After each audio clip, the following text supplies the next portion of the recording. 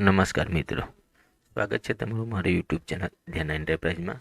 તો મિત્રો, આજે આપણે આ વિડીયોમાં વાત કરવાના છે યુસીએલ વિશે.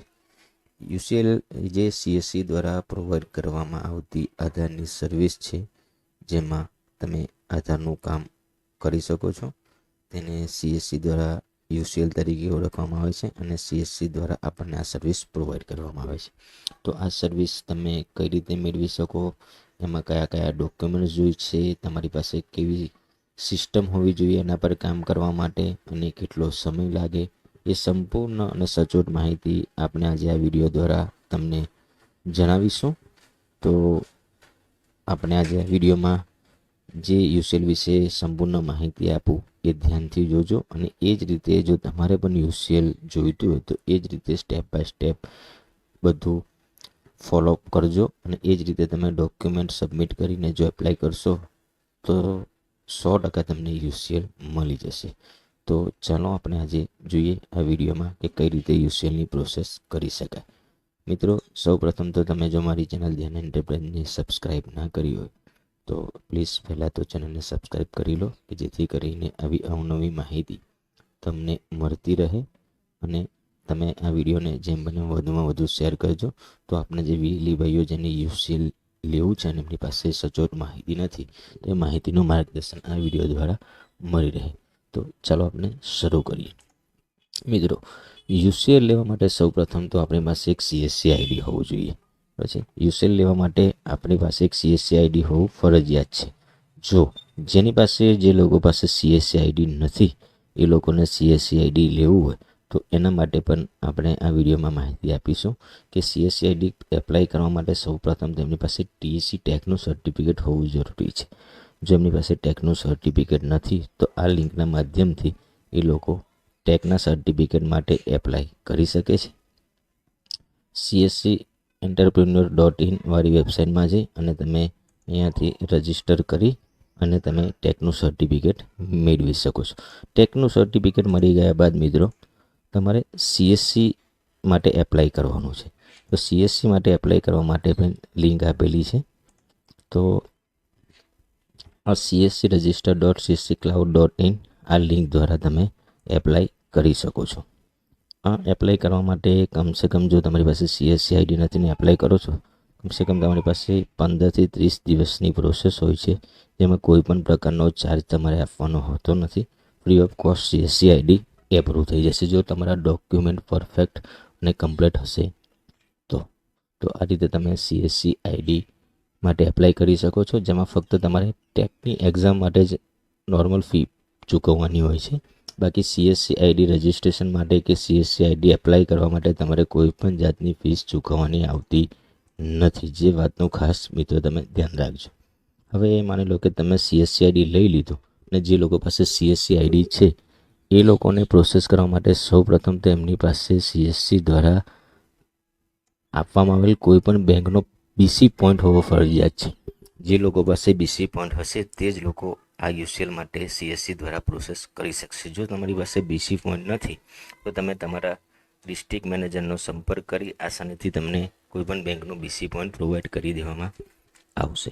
પણ મિત્રો, એ બીસી પોઈન્ટમાં તમારે કામ કરવું ફરજિયાત છે. જો કામ તમે નહીં કરો તો બીસી પોઈન્ટ કોઈ બી સમય બંધ થઈ શકે છે, અને કદાચ બીસી પોઈન્ટ પર તમે જો યુસીએલ લીધું હશે તો તમારું યુસીએલ પણ સસ્પેન્ડ થઈ શકે છે.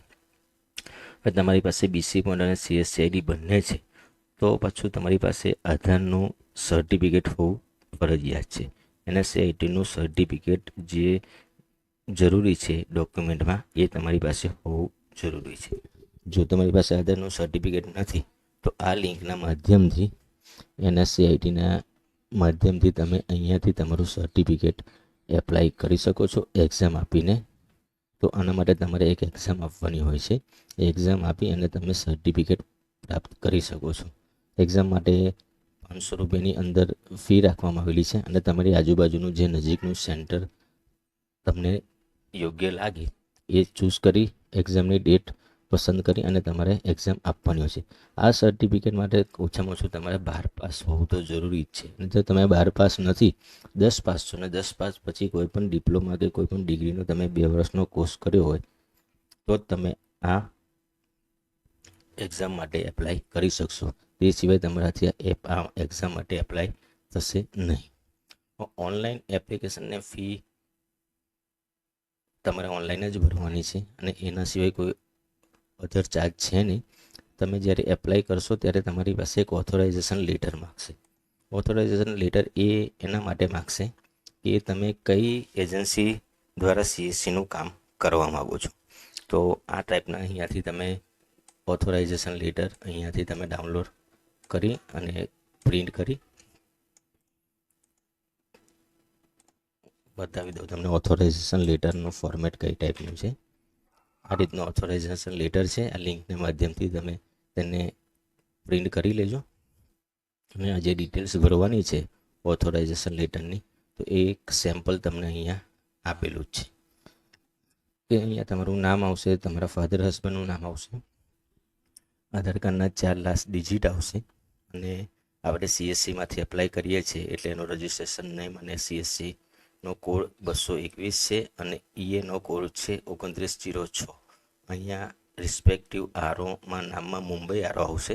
અહીંયા તમારા એપ્લિકાન્ટનો ફોટો આવશે અને અહીંયા તમારા ડિસ્ટ્રિક્ટ મેનેજર એમનો સ્ટેમ્પ અને સાઇન કરીને આપશે. આ તમારા ડિસ્ટ્રિક્ટ મેનેજર દ્વારા તમને આ ઓથોરાઇઝેશન લેટર મળી જશે. એ લેટર તમે એક્ઝામની સાથે સાથે અપલોડ કરી ડોક્યુમેન્ટ સાથે અપલોડ કરી અને એક્ઝામની ડેટ લઈ શકો છો.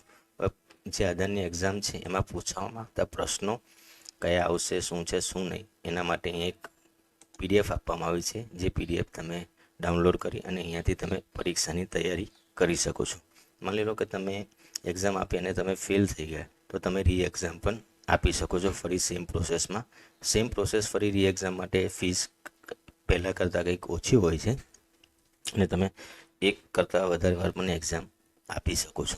એટલે એવું જરૂરી નથી કે તમે ફેલ થાવ તો ફરી એક્ઝામ નહીં આપી શકો. તમે જ્યાં સુધી પાસ ના થાવ ત્યાં સુધી તમે એક્ઝામ આપી શકો છો અને ત્યારબાદ તમને સર્ટિફિકેટ મળી જશે. સર્ટિફિકેટમાં એવું જરૂરી નથી કે ઓપરેટરનું છે કે સુપરવાઇઝરનું, કોઈ બી સર્ટિફિકેટ ચાલશે UCL માટે. હવે તમારી પાસે CSC ID પિન થઈ ગયું, બેંક BCB થઈ ગયું અને NSITનું સર્ટિફિકેટ થઈ ગયું. તો આ બધું જ વસ્તુ તમારી પાસે છો તો હવે તમારે એપ્લાય કરવા માટે સૌ પ્રથમ તો એક કન્સન્ટ ફોર્મ ભરવાનું આવે છે. કન્સન્ટ ફોર્મ તમારે આખું ફિલ કરી દેવાનું છે. આ ફોર્મ કન્સન્ટ ફોર્મ અને આ સેમ્પલ ફોર્મ છે એની લિંક પણ છે કે કઈ રીતે તમારે આ ફોર્મને ફિલ કરવાનું છે.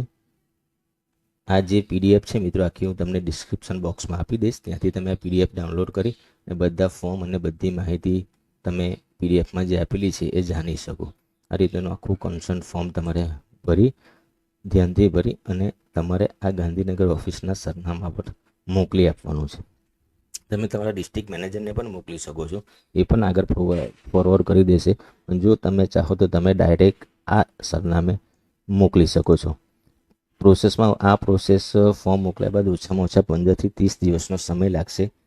તમારા ડોક્યુમેન્ટેશન વેરિફિકેશન થયા બાદ એપ્રૂવ થયું છે કે નહીં એનો તમને એક મેલ આવશે. જો તમારું UCL એપ્રૂવ થઈ ગયું હશે તો તમને આ ટાઈપનો એક મેલ આવશે કે your operators active for UCL. એટલે આનો મતલબ એ છે કે તમે UCL માટે UIDAI દ્વારાથી એપ્રૂવ કરી દેવામાં આવ્યા છે. હવે તમે કોઈ કોલમને UCL આધારનું કામ કરતા કોઈ પણ રોકી શકે નહીં. આ માધ્યમથી તમે હવે CSCના માધ્યમથી તમે UCLનું કામ કરી શકો છો. હવે આના પછી આ મેલ આવી ગયા બાદ તમારે કયા કઈ વસ્તુ જોઈશે સિસ્ટમમાં એમાં, તો એના માટે તમારે એક લેપટોપ જોઈશે જે Windows 10 64-બીટ ઓપરેટિંગ સિસ્ટમ સાથે કામ કરતું હોવું જોઈએ. એવું જરૂરી નથી કે નવું જ લેવું, તમારી પાસે જૂનું બી લેપટોપ હોય તો બી ચાલશે. કોઈ જ જરૂરી નથી કે નવું સિસ્ટમમાં નવું જ લેપટોપ લઈએ નહીં, એવું કોઈ વસ્તુ છે નહીં. બસ એમાં Windows 10 64-બીટ સિસ્ટમ ચાલતી હોવી જોઈએ, જેથી કરીને તમને આધારનું સોફ્ટવેર પર કામ કરવામાં કોઈ ઇસ્યુ ના આવે. પછી એના પછી છે એક સિંગલ આઇરિસ ડિવાઇસ જોઈશે મંત્રા કે મોર્ફોનું ફિંગર ડિવાઇસ જોઈશે, એક GPS જોઈશે. આ બે વસ્તુ ખાસ છે મિત્રો. એક તમારે બ્રોડબેન્ડ કનેક્શન જોઈશે. આ વસ્તુ તમે તમારા મોબાઈલના નેટ કે વાઈફાઈથી ચલાવી શકશો નહીં. તમારા માટે એના માટે તમારે એક બ્રોડબેન્ડ કનેક્શન ફરજિયાત જોઈશે. બ્રોડબેન્ડ કનેક્શન લેવું ફરજિયાત છે. અને 6 નંબરનો મુદ્દો ખાસ ઇમ્પોર્ટન્ટ એટલા માટે છે કે આ કનેક્શન વગર તમે યુસીએલમાં લોગિન કરી શકો નહીં.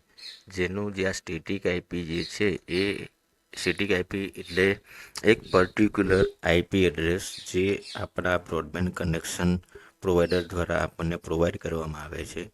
જે સ્ટેટિક આઈપી યુઆઈડીઆઈની અંદર વ્હાઇટ લિસ્ટ થાય અને જ્યારે પણ આપણે યુસીએલનું સોફ્ટવેર લોગિન કરીએ ત્યારે આપણું આઈપી એડ્રેસ જે યુસીએલ યુઆઈડીઆઈમાં ઓથોરાઇઝ થઈ વ્હાઇટ લિસ્ટ થયેલું હોય તો જ આપણે આપણા યુસીએલ સોફ્ટવેરની અંદર લોગિન કરી શકીએ. એટલા માટે આ બે મુદ્દા મહત્ત્વના છે. ત્યારબાદ આ મેઇલ જ્યારે આવશે ત્યારે નીચે તમને affidavit, Aadhaar card, NSIT certificate, static IP ડિટેલ્સના ફોર્મેટ આવશે. એ તમારે ફોર્મેટ બધા સરખી રીતે ભરી અને 50 રૂપિયાના સ્ટેમ્પ પર એક એફિડેવિટ કરાવી સાથે આધાર કાર્ડ, એનએસઆઈટીનું સર્ટિફિકેટ બધું ટ્રુ કોપી કરાવી અને ગાંધીનગરના ઓફિસના આ સરનામે તમારે પહોંચાડી દેવાનું છે. ડોક્યુમેન્ટ પહોંચતાની સાથે 7 થી 10 દિવસનો સમય લાગશે ને વેરીફાઈ થતા બાદ તમને સ્ટેટ ટીમ તમને સંપર્ક કરશે સોફ્ટવેર ઇન્સ્ટોલેશન માટે. તમારું સોફ્ટવેર ઇન્સ્ટોલેશન થશે. ઇન્સ્ટોલેશન થયા બાદ હવે છે એક L2ની પ્રોસેસ, જેમાં તમે જે લેપટોપ આપેલું છે એ લેપટોપ મશીન યુઆઈડીઆઈમાં રજિસ્ટર થાય એને L2 પ્રોસેસ કહેવાય. L2 પ્રોસેસમાં તમને ઓછામાં ઓછા 15 દિવસનો સમય લાગશે. L2 પ્રોસેસ કમ્પ્લીટ થઈ ગયા બાદ તમને એક બીજો મેલ આવશે કે UCL L2 activation is done, install immediately start the update enrolment. એટલે આ મેલનો મતલબ એ છે કે તમારી યુસીએલની સંપૂર્ણ પ્રોસેસ પૂર્ણ થઈ ગઈ છે. હવે તમે આ યુસીએલ પર કામ કરી શકો છો. એટલે તમારું આધાર સેન્ટર એપ્રૂવ થઈ ગયું છે અને હવે તમે આધાર અપડેટનું કાર્ય તમારા સેન્ટર ઉપર કરી શકો છો. અને એના માટે તમને એક ગૂગલ ડ્રાઈવની લિંક બી આપેલી છે કે પોસ્ટર, ચાર્ટ, બેનર કઈ રીતે લગાવવું, શું છે શું નહીં, એ બધી જ ડિટેલ આ ગૂગલ ડ્રાઈવની લિંકમાં તમને મેલ દ્વારા આપવામાં આવે છે. અને એક નીચે પણ નોટિફિકેશન જેવું છે. જો if any updater will involve any type in mal practice, CSC will take strict action against him, 1 year suspension, 50,000 penalty. એટલે જો તમે કોઈ ખોટા ડોક્યુમેન્ટ અથવા કે ખોટી રીતે કાર્ય કરો છો તો તમને 1 વર્ષ માટે સસ્પેન્ડ પણ કરી શકે છે અને 50,000 પેનલ્ટી પણ લાગી શકે છે. તો આ રીતે આ સંપૂર્ણ પ્રોસેસ છે યુસીએલ લેવા માટેની, જે તમને મેં સમજાવી છે આ વિડીયોના માધ્યમથી. તો આ રીતે સ્ટેપ બાય સ્ટેપ જો તમે બધી જ પ્રોસેસ ફોલો કરશો તો તમને 100% યુસીએલ મળી જશે. તો આશા રાખું છું મિત્રો કે આ વિડીયોમાં આપેલી માહિતીનો તમને સંપૂર્ણપણે ખ્યાલ આવી ગયો હશે. તો આવી અવનવી માહિતી માટે અમારી ચેનલને સબસ્ક્રાઈબ કરો અને આ ધ્યાન એન્ટરપ્રાઇઝ ચેનલને વધુમાં વધુ વિડીયો આના શેર કરો, જેથી કરીને આપણા ગુજરાતના ખાસા ઘણા બધા VLE છે જેમને માહિતીઓની જરૂર છે. તો આપણે જે વિડીયો અપલોડ કરીએ એના માધ્યમથી એ લોકો સુધી માહિતી પહોંચે. તો આશા રાખું છું મિત્રો કે તમે આ વિડીયોને બને એટલો વધુમાં વધુ શેર કરશો. જય હિન્દ, જય ભારત.